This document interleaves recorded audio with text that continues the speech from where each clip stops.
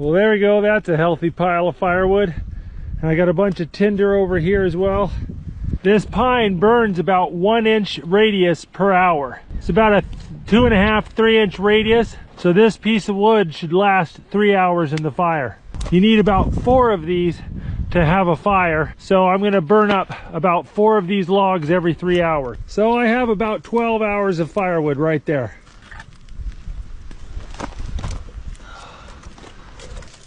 Got my water.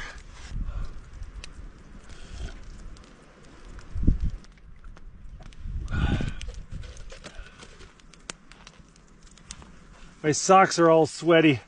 I'm gonna go ahead and try to dry my feet